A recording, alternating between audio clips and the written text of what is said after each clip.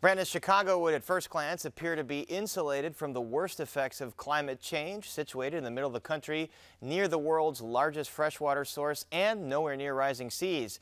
But a much talked about new report in the New York Times pours cold water on that myth. The interactive article shows how erratic water levels in Lake Michigan on top of Chicago's stressed water management system have left the city and its infrastructure vulnerable to potential catastrophic damage. And the story's reporter Dan Egan joins us now. He is the author of the 2017 book, The Death and Life of the Great Lakes. Dan Egan, welcome to Chicago Tonight. Thanks for having me. Happy to be here. So you write in this article that Chicago is in some ways more vulnerable to the dangers of climate change than coastal cities that are facing gradually rising sea levels. Briefly explain what you mean by that. Yeah. Basically, you know, if you live in an oceanside city, you do have to worry about a rising sea, but it's also somewhat predictable, storm surges notwithstanding. I mean, they're talking about worst case scenario, you know, if you're on the East Coast, the ocean being 7, maybe 8 feet higher at the end of the century than it is today. You look at what happened to Lake Michigan in the last 7 years, and it went up 6 feet in 7 years. And there's no, you know, physical law that says it had to stop or it would stop. Fortunately, you know, it topped out at record summertime highs last year and it's dropping back. That doesn't necessarily mean it's a sustained situation. It could pop back up, or it could go down to its record low of 2013 and below. So Chicago, unlike a coastal city, is basically is in a position of potentially having to chase its shoreline. And what that looks like practically is really hard to imagine. And you write, you use some satellite images in that article showing the historically low lake levels. There's North Avenue Beach here, 2012, and then you have another one here in 2017. And then finally in 2020, so quickly from historic lows to historic highs, where it used to take centuries to accomplish this. Is this fluctuation due to climate change? Yeah, I know. I mean, these oscillations were basically, it was more decades than centuries, or multiple decades. But yeah, I'm a reporter, but the people I talk to, you know, say that, yeah, the change is the best explanation for what's going on is climate change, and it's really warmer weather. You know, the region's gone up 1.2 Fahrenheit, I think, since '91, and probably not coincidentally, our precipitation has gone way up. You look at any 5-year segment, you know, the last 5-year segment is the wettest 5 years on record. Go back a year.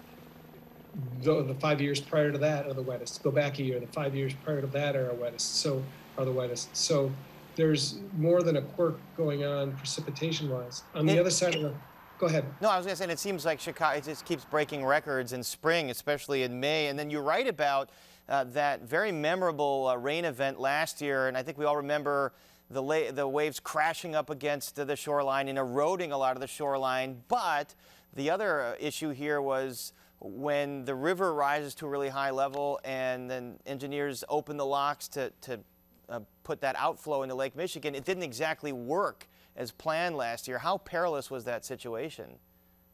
Well, it was new and it was dicey, and you know they knew exactly what they were doing. It was basic math. The river needed to be higher than the lake to have any kind of hope that when you opened up the gates, it would make things better instead of worse. I mean, if you opened up, normally they open up the river at a certain threshold, and I won't get into the numbers, but they got about a foot beyond that threshold before they could open up the gates, because had they done it prior to that, the lake would have just tumbled into the river and would have tumbled into downtown. So you had, you know, the city walk was more like a city wade or a city swimming park. Lower Wacker was more like a river. Willis Tower basement was like a swimming pool, knocked power out to the whole place. And you know, people were wondering, why aren't we sending the water into the lake? And it's because the lake would be sending its water into Chicago if they had opened those gates. And that was new. And that was kind of a signature moment and something that I focused on when I was thinking about how to construct this story. So the basic issue here with these erratic fluctuations is if the lake is really low, it could re-reverse the flow of the Chicago River and have wastewater flow out to into the lake. If the lake is too high, then they can't open the locks and drain the river into the lake during these big heavy rain events, and then that risks flooding downtown. So are there any structural solutions to what appears to be very quick fluctuations to come over the next few years? I don't know. I don't know. The goal of what I spent the last 9 months doing was to try to figure out how to explain to people the history of Chicago, its its vulnerabilities and its exposure. It's really hard to push water around, but Chicago's better at it than almost any other place, particularly in North America. They have a long history of doing it, but it's going to be a challenge. I mean, when that lake topped out 6 feet above where it was in 2013, it was good that it topped out. Had it gone another foot or two and had that same storm come in May 2020, who knows what would have happened. I mean, theoretically, if the storm surge were high enough, it could have gone over to the top of the lock gates at south of Navy Pier and just sent water into downtown and into the river channel. So I don't think there's any real switch you can flip right now. There's no like, we must do this, but I think there's a lot of, we must try to figure out where this could be headed and what are our best options. It's a fascinating article, and Dan Egan, thank you so much for joining us here. Thanks for your time.